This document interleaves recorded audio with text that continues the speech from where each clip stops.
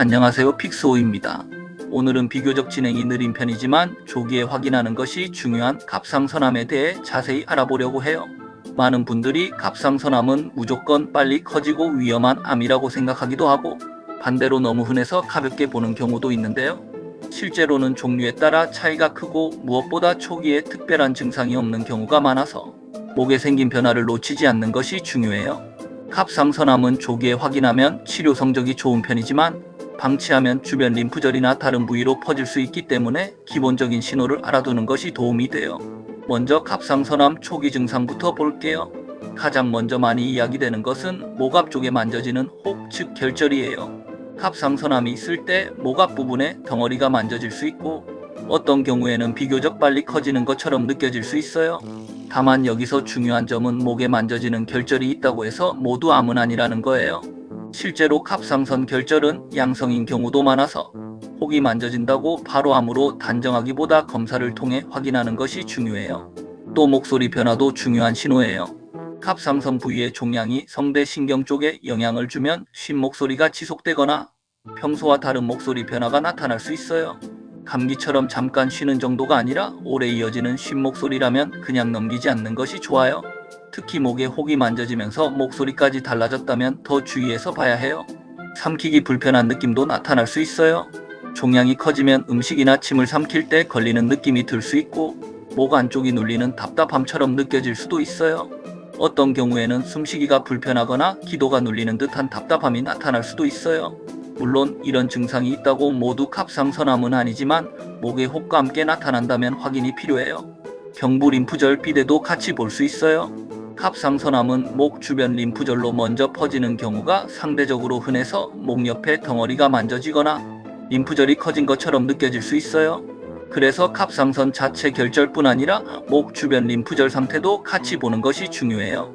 이제 갑상선암 전이에 대해 볼게요. 갑상선암이 진행되면 가장 먼저 많이 보는 전이는 목 주변 림프절이에요.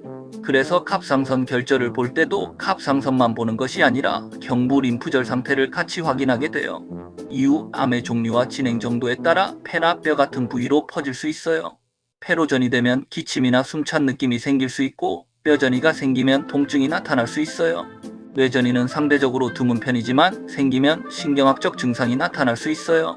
다만 갑상선암이라고 해서 모두 빠르게 전이되는 것은 아니고 종류에 따라 진행 속도와 예후가 꽤 다를 수 있어요. 그럼 갑상선암 원인은 무엇일까요? 가장 잘 알려진 위험 요인 중 하나는 어린 시절의 방사선 노출이에요. 특히 어릴 때 목 주변에 방사선 치료를 받았거나 방사선 노출이 있었던 경우 위험이 높아질 수 있어요. 또 가족력이 있는 경우도 중요해요. 일부 갑상선암은 가족력과 관련이 있고 특정 유전적 요인과 연결되기도 해요. 여성에서 더 흔하다는 점도 잘 알려져 있어요. 많은 분들이 요오드 섭취나 스트레스, 생활 습관을 궁금해 하시는데요.